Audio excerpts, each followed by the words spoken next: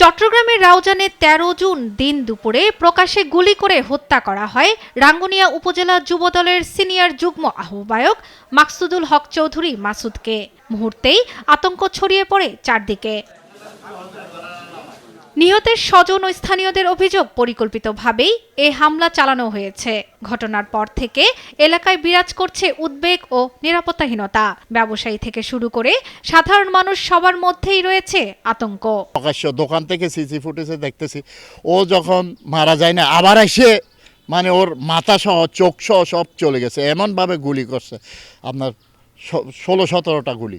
কোন ধরনের হাসিল ইনারা প্রকাশ্যভাবে ভাষায় বর্ণনা করে না পারে। আমরা সাধারণ জনগণ, আমরা সরকারের কাছ থেকে নিরাপত্তা চাই। আমাদের দাবি দেওয়া হচ্ছে এটা। ঘটনার ৪ দিন পর নিহতের বড় ভাই ও সাবেক ইউপি চেয়ারম্যান বাদী হয়ে ১১ জনের নাম উল্লেখ করে রাউজান থানায় মামলা করে। আমরা মামলার পরে যে আসামি ধরা পড়বে তাদের কাছ থেকে রিমান্ডে নিয়ে তাদের সত্য উদ্ঘাটন করতে হবে যে কী জন্য মানে আমার ভাইকে মারলো। আমরা নিজেরাও জানি না, আমার ভাইও জানতো না। আমার ভাই যদি জানতো যে আমার ভাইকে বাবা নির্মমভাবে হত্যা করবে, আমার ভাই ওই জায়গায় তো বেশি অত দীর্ঘক্ষণ ধরে করতো না, অবস্থান করতো না। ঘটনাটিকে রাজনৈতিক কুন্দলের ফল বলছেন স্থানীয় বিএনপি নেতারা।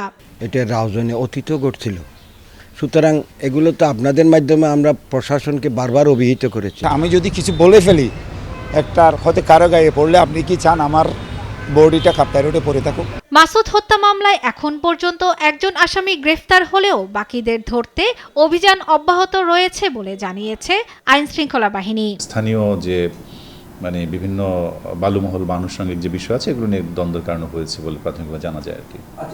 মিশনে আমরা সিসি ফুটেজ অনুযায়ী ৪-৫ জনকে দেখেছি, হয়তো এর সাথে আরও জড়িত থাকতে পারে। হত্যাকাণ্ডে জড়িত সবাইকে দ্রুত আইনের আওতায় এনে বিচার নিশ্চিত করার দাবি জানিয়েছেন স্থানীয়রা।